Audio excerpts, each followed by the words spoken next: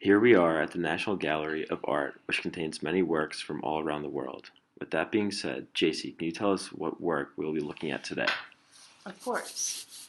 In front of us is the Madonna Enthroned with Saints and Angels, which was completed in 1380 to 1390 by Italian artist Agnolo Gatti. Gatti, who lived from 1350 to 1396, was very influential for his time and completed many great works. Naim, would you like to tell us more about the specifics of this piece? Sure. Gotti chose tempera on panel and gold leaf. The work is 80 and 5 by 16 by 31 and a half, which is very large in scale. This piece is composed of 3 different panels, making it triptych. Brandon, would you like to discuss reasons why this work was made?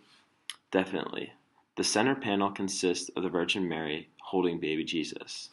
They are seated on a throne and are surrounded by 12 angels. This is the main focal point of the work, and other individuals in the piece are looking towards Mary on her throne. This gives the viewers an idea of the level of respect that was directed towards Mary and Jesus. Now let's talk about the similarities Gatti's work and others we have studied. In this scene, the individuals are surrounded by gold, which gives the piece an ethereal feel and emphasizes their holiness. Pictured in the famous mosaic in Ravenna, Italy, is Justinian and his attendants, also surrounded by a gold background. This early style of art directs all focus towards the figures being presented. The composition shows similarities by positioning Justinian in the middle, which draws the viewer's eye towards him, much like Mary and Jesus seated in the center of the painting. The mosaic is composed of Justinian in the middle, surrounded on either side by other people.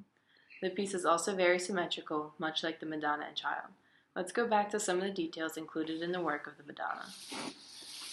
Mary stands out the most, dressed in a bright blue gown, while others in the painting are wearing very dull and faded colors.